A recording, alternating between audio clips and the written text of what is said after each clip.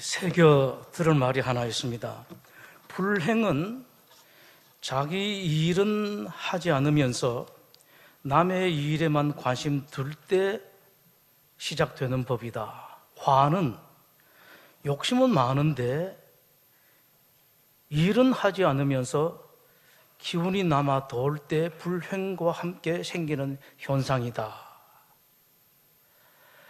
자기 일은 하지 않으면서 남의 일에 관심을 두는 사람들에게 반드시 생겨나는 현상이 있습니다. 비판의식입니다. 비판의식이 강한 사람들은 대체로 똑똑합니다. 그런데 이상하게도 그런 똑똑한 사람들이 하나같이 행복하지는 못합니다. 산상수훈의 마지막 장인 7장은 비판받지 않으려면 비판하지 말라는 말씀으로 시작합니다. 1절 말씀입니다. 비판을 받지 아니하려거든 비판하지 말라. 근데 여러분 이 말씀을 보시면서 조금 그렇다라는 생각이 드시지 않을지 모르겠습니다. 얼른 보면은 우리가 남을 비판하지 말아야 할 이유가 마치 우리 또한 다른 사람들에게 비판받지 않기 위한 타산적인, 계산적인 가르침 같습니다. 그러나 주님의 그 말씀을 가만히 보면은 전혀 그런 뜻이 아닙니다. 예수님은 그 말씀을 하시고 그 이유를 이렇게 여러 가지로 가르쳐 주십니다. 이렇게 말씀하십니다. 여러분 눈에 보이는 남의 허물은 여러분에게도 있는 것이다. 어쩌면 그 허물이 그 사람에게 있는 것이 아니라 사실은 그 사람에게는 그런 허물이 없는데 나에게 있는 허물인데 그것이 다른 사람의 허물로 보이는 것일지도 모른다. 이 말씀입니다. 2절입니다. 너희가 비판하는 그 비판으로 너희가 비판을 받을 것이요 너희가 헤아리는 그 헤아림으로 너희가 헤아림을 받을 것이니라. 투사라는 말이 있습니다. 영어로 하는 것이 좀 더 쉬울 것 같습니다. 프로젝션. 아주 쉬운 비유로 듣는 영화관의 스크린과 같습니다. 영화관 스크린에는 많은 장면이 나옵니다. 슬픈 장면도 나오고 기쁜 장면도 나오고 감동적인 장면도 나오고 화가 나오는 격동적인 감동적인 이런 여러 가지 장면들이 많이 나옵니다. 그러나 스크린은 흰바탕 하나뿐입니다. 아무것도 없습니다. 그 많은 장면이 나오는 영화는 스크린에 빛을 비추는 기계에서 나오는 것일 뿐입니다. 주님의 말씀 이것입니다. 남을 비판하는 것이 바로 그와 같다라는 말씀이십니다. 나에게 있는 허물이 상대방이라는 스크린에 비친 것일 뿐이다. 그 허물은 사실은 나의 것이다. 여러분의 것이다. 말씀을 하십니다. 주님의 그 말씀에는 또 하나의 중요한 가르침이 있습니다. 사람들이 다른 사람을 비판하는 것은 실은 자기에게 그 허물이 있는데 다른 사람들이 나에게 그 허물이 있다라는 것을 알게 되면 부끄러우니까 마치 허물이 없는 것처럼 가리기 위해서 다른 사람 없는 허물까지도 들춰내서 만들어내어서 비판한다. 다른 사람을 비판하는 것은 내 허물이 없는 것처럼 감추기 위한 방편이다라는 그런 말씀이십니다. 그 때문에 예수님은 다른 사람을 비판하는 사람을 외식하는 사람이라고 말씀을 하십니다. 위선하는 사람이다. 속에 허물이 가득한데 마치 허물이 없는 것처럼 외부를 장식하는 사람이다. 5절입니다. 외식하는 자여라고 말씀을 하십니다. 예수님 말씀을 하십니다. 여러분들의 눈에 다른 사람에게 비판할 만한 허물이 보이면 얼른 알아라. 그 허물이 그 사람의 허물이 아니라 여러분들에게 있는 허물이다. 여러분들은 여러분의 허물을 가리기 위해서 괜히 애꿎은 사람, 이렇다 저렇다 비판하지 말고 속히 여러분에게 있는 그 허물을 고쳐라 라고 말씀을 하십니다. 3절, 어찌하여 형제의 눈 속에 있는 티는 보고 내 눈 속에 있는 티보다 수천 배가 더 많은 들보는 깨닫지 못하느냐. 보라, 내 눈 속에 들보가 있는데 어찌하여 형제에게 말하기를 나로 내 눈 속에 있는 티를 빼게 하라 하겠느냐. 그러면서 5절에 외식하는 자여 하면서 강하게 책망하시면서 말씀을 하십니다. 내 눈 속에서 들보를 빼어라. 그 후에야 밝히 보고 형제의 눈 속에서 티를 빼리라. 이어서 예수님께서 말씀하시는 것은 이 기독교의 명언이라고 세상에 알려져 있는 황금률입니다. 미국 사람들이 이것은 더 골든 룰이라고 표현하는데, 세상 사람들은 기독교에서 가장 유명한 말씀 중에 하나가 이 황금률이라고 말씀을 하십니다. 그런데 그 황금률이라는 위대한 주님의 말씀도 얼른 보면은 오해할 수가 있습니다. 12절입니다. 그러므로 무엇이든지 남에게 대접을 받고자 하는 대로 너희도 남을 대접하라. 이것이 율법이요 선지자니라. 우리가 대접받기 위해서 남을 대접하라고 말씀하시는 것 같습니다. 완전히 계산적입니다. 완전히 장사하는 겁니다. 오해할 수 있는 말씀이 이것뿐만 아니라 또 있습니다. 이 황금률 앞에 하신 말씀 7절입니다.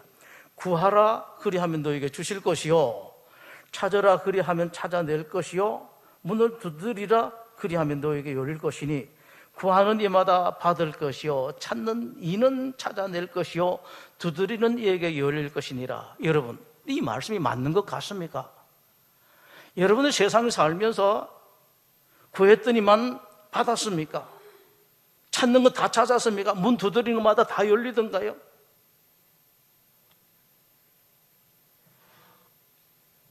우리가 실제에 있어서는 그렇지 않다. 잘못하게 되면은 예수님 말씀은 그저 하나의 말씀해보는 것으로 끝나버릴 수가 있습니다.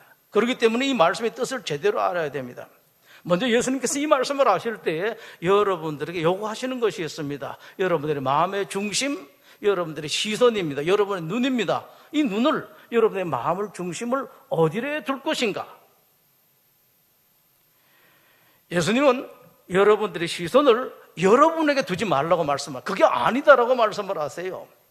여러분들이 무엇을 받을 것에, 여러분들이 찾는 것을 어떻게 하면 찾느냐, 내가 문을 두드릴 때 어떻게 하면 문이 열리는가, 어떻게 하면 하나님께서 문을 열어주셔서 그 열린 문으로 내가 이런 문제 저런 문제를 해결할 수가 있느냐.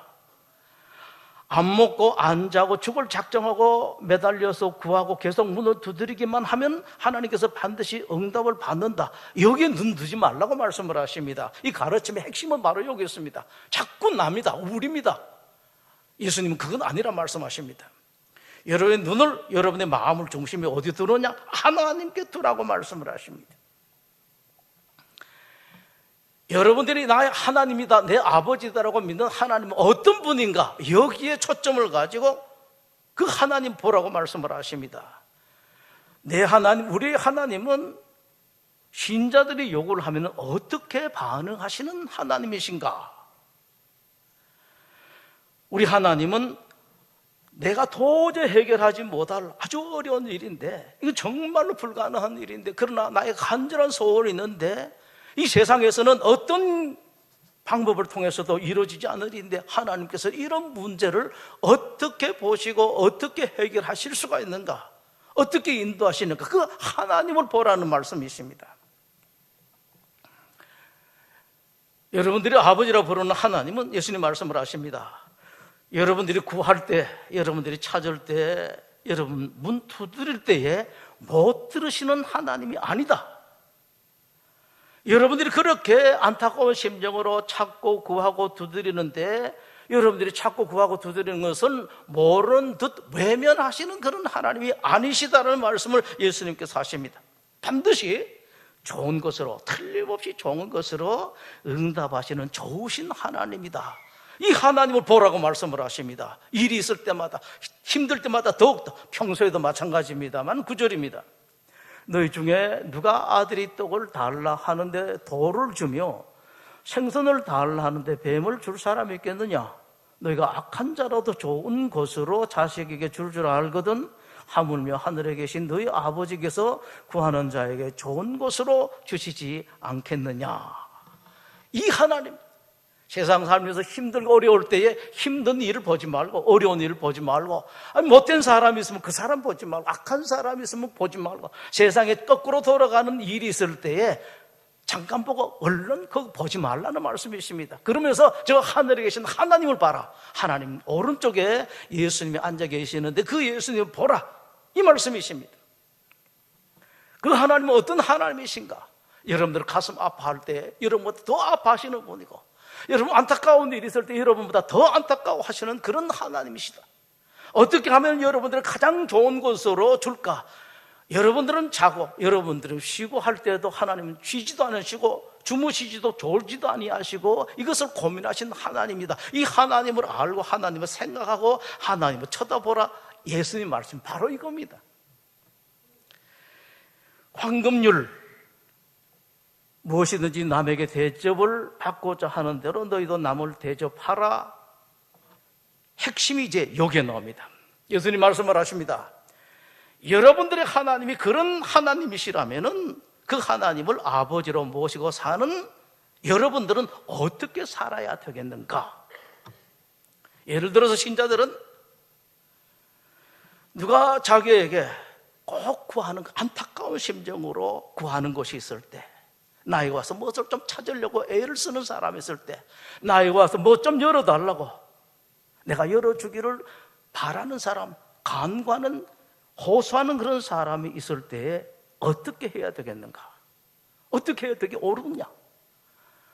여러분들이 하나님 향해서 바라는 것, 하나님시라면 이렇게 좀 해주시면 좋겠습니다. 이걸 주시면 좋겠습니다. 이를 찾을 수 있도록 해주시면 좋겠습니다. 하나님 이 문은 꼭 열어주시면 좋겠습니다 라는 바라는 그런 심정으로 여러분들이 다른 사람들에게 그렇게 하라, 이 말씀이십니다. 이게 황금률의 핵심이에요.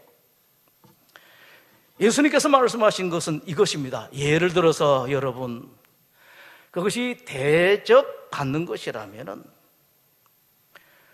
내가 하나님께 이런 대접을 받고 싶습니다. 다른 사람에게, 그 사장님에게, 우리 회장님에게, 주변에 있는 사람에게 내가 이런 대접을 받고 싶습니다 라고 했을 때에 여러분들은 여러분에게 그렇게 바라고 여러분들의 그렇게 애원하는 사람, 부탁하는 사람에게 어떻게 대접해야 되겠는가? 마땅하게 여러분들이 바라는 것처럼, 여러분 기대하는 것처럼, 여러분 안타까운 심정처럼 여러분이 그 사람들 대접해야 되지 않겠는가라는 말씀이십니다. 예수님 말씀은 이렇게 이어집니다. 그럼에도 불구하고 남에게 주기를 싫어하는 사람들, 남을 대접하기를 내켜하지 않는 사람들, 그런 사람이라면 자기도 대접받을, 자기도 무엇을 받을 그런 가치, 자격이 없는 사람이 아니냐라는 말씀입니다. 그런 사람에게 하나님께서 구하는 것을 주시겠느냐? 그런 사람을 찾을 때 하나님께서 찾게 해주시겠느냐? 그런 사람이 안타깝게 문을 두드릴 때 하나님께서 흔쾌한 마음으로, 기분 좋은 마음으로 문을 열어주시겠는가? 그렇지 않는 것이 아니냐? 예수님 말씀이 이겁니다. 6절입니다. 거룩한 것을 개에게 주지 말며 너희 진주를 돼지 앞에 던지지 말라. 그들이 그것을 발로 밟고 돌이켜 너희를 찢어 상하게 할까 염려하라. 여러분, 개가 누굽니까? 왜 예수님께서 개 이야기 하십니까? 예수님께서 왜 돼지 이야기를 갑자기 하십니까? 누구를 보고 개라고 말씀하시고 누구를 보고 돼지라고 말씀을 하십니까? 귀 있는 분들은 잘 들으시기를 바랍니다. 이런 노릇하지 말라는 그런 말씀이십니다. 이런 노릇하면서 나에게 이거 주십시오, 저런 주십시오라고 하나님께 요구할 수가 있고, 사람에게 이런 대접을 받고 싶습니다라고 기대할 수가 있겠는가? 아니지 않느냐? 예수님 말씀입니다. 여러분, 자기 가치는 자기가 만듭니다. 하나님으로부터 사랑받을 가치도, 그리고 사람에게 사랑받을 가치도 사실은 자기가 만듭니다. 하나님께 사랑받을 만한 가치, 하나님으로부터 무엇을 받고 대접받을 만한 가치, 구하는 것을 주시는 것도, 여러분들이 찾을 때 찾아낼 수 있게 해주시는 것도, 여러분들이 무엇을 해결하고자 문을 두드리는 사람에게 문을 열어주시는 것도 하나님께서 하시는 것인데, 간절하게 부탁만 한다고 해가지고 주시고 열어주시고 하는 것이 아니라 그럴 만한 사람에게만 하나님께서 허락하십니다. 그럴 만한 사람에게 주시고, 그런 사람이 찾게 해주시고, 그런 사람에게 하나님께서 문을 열어주십니다. 이어서 예수님께서는 기독교인들이 아주 중요한 말씀을 하십니다. 그러면은 하나님께서 그 사람이 그럴 만한 가치가 있는 사람, 자격이 있는 사람이라는 것을 무엇으로 판단하시는가? 먼저는 말씀을 하십니다. 그것은 말만 가지고는 되는 게 아니다. 기독교인들이, 세상 사람들이 말 잘한다고 하는데 사실은 말 잘합니다, 여러분. 그 말은 아무것도 안, 암만 말 잘해도 그거 가지고 하나님 판단하지 않으신다. 또 신앙의 겉모습 가지고 하나님께서 그런 것을 판단하지 않으신다라고 말씀을 하십니다. 하나님께서 그 사람이 그런 가치, 자격이 있는 게 없는가 판단하시는 것은 그 사람의 삶이다. 어떻게 살았느냐, 지금 어떻게 살고 있느냐, 그 사람이 과거에 그리고 지금 살면서 삶의 열매를 어떻게 맺었는가, 이것에 따라서 하나님께서 판단하신다라고 말씀을 하십니다. 16절입니다. 가시나무에서 포도를 또는 엉겅퀴에서 무화과를 따겠느냐?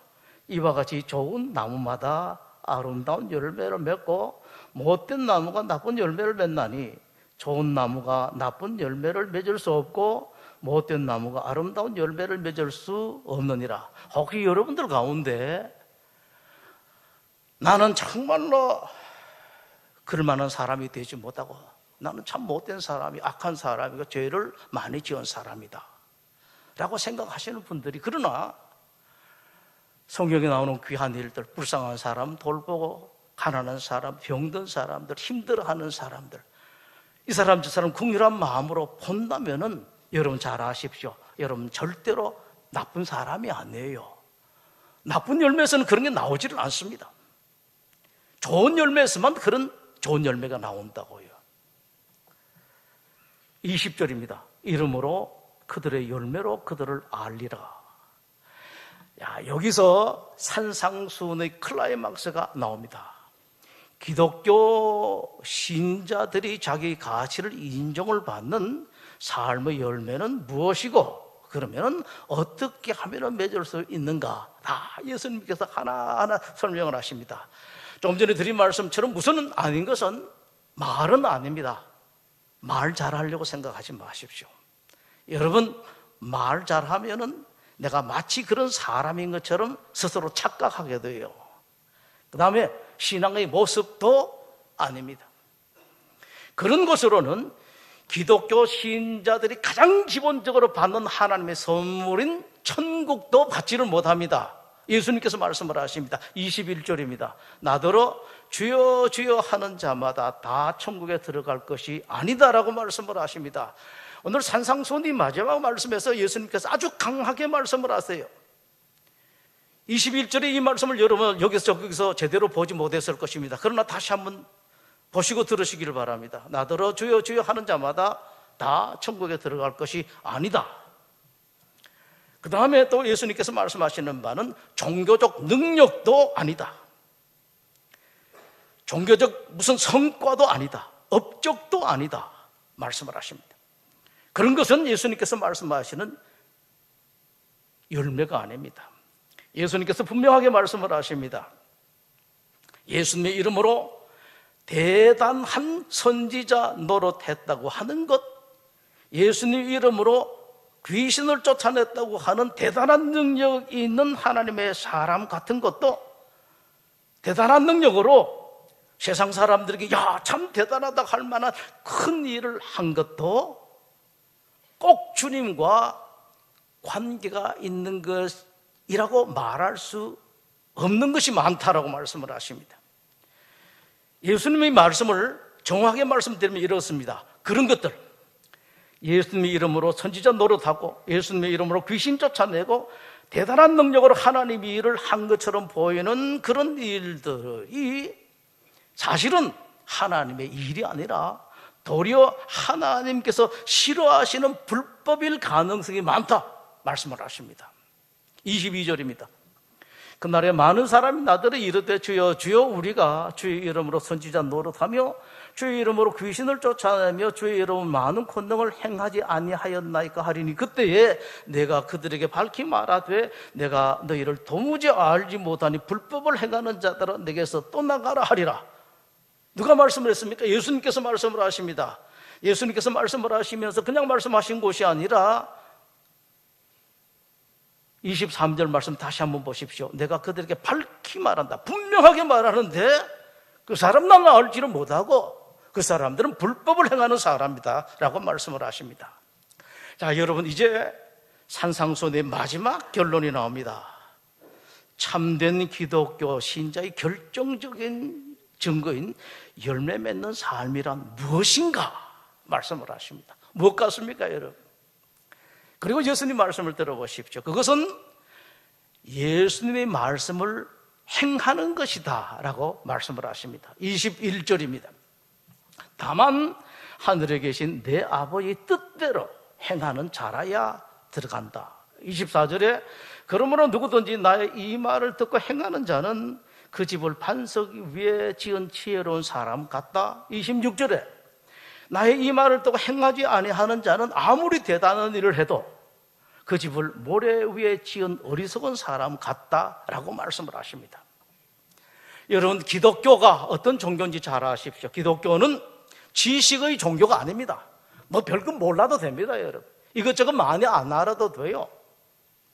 옛날 어른들 여러분 별로 몰랐습니다. 성경도 없었어요. 그리고 수도의 종교도 아닙니다. 도 닦는 종교가 아닙니다. 고매한 인격을 함양하기 위한 그런 수도의 종교도 아닙니다.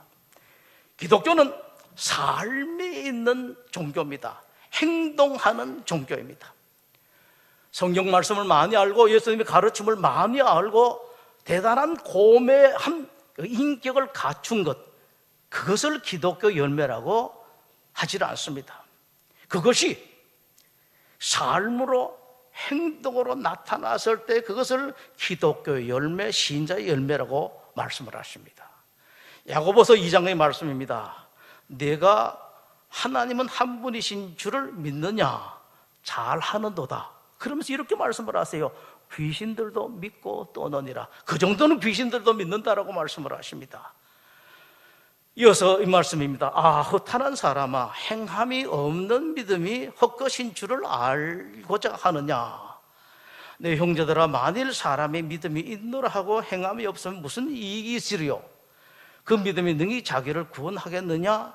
만일 형제나 자매가 헐벗고 일용할 양식이 없는데 너희 중에 누구든지 그에게 이르되 평안히 가라, 덥게 하라, 배부르게 하라 하며 그 몸에 쓸 것을 주지 아니하면 무슨 유익이 있으리요? 이와 같이 행함이 없는 믿음은 그 자체가 죽은 것이니라. 여러분 이 말씀을 보시면서 아주 조심하실 것이 있습니다. 나는 이런 일, 귀한 일 많이 했다, 저런 일을 많이 했다, 그것만 가지고 행함이 있는 믿음이라고 말씀하지 않습니다. 그건 여러분들이 기분 좋은 것을 했다는 것이지 예수님 말씀하고 전혀 다릅니다. 주님 말씀은 내가 생각하는 세상 사람들이 말하는 것이 아니라 예수님께서 말씀하신, 하나님께서 말씀하신 것을 했느냐 안 했느냐 말씀을 하십니다. 기준은 단 하나입니다. 예수님의 가르침, 예수님의 말씀을 삶으로 살았느냐, 실천했느냐 아니냐. 여러분 산상수훈을 마치면서 여러분들에게 질문을 합니다. 하나하나 여러분들 각자가 짚어보시기 바랍니다. 여러분들이 이 세상 살았을 때 과거에 그리고 지금 산상수훈의 가장 중요한 것인 심령이 가난한 삶을 살았습니까? 그 열매가 어디 있습니까? 한번 짚어보십시오. 붙들 만한 열매가 있습니까? 불쌍한 사람, 가난한 사람, 힘든 사람 보고 애통한 그 열매를 여러분들이 이것이 있다라고 말씀하실 수가 있습니까? 기독교인들은 다 자기가 긍휼한 사람이라고 생각합니다. 그러나 여러분, 내가 긍휼한 열매를 무엇으로 만들었는가? 하나님 앞에 이것입니다라고 내놓을 만한 것이 있습니까?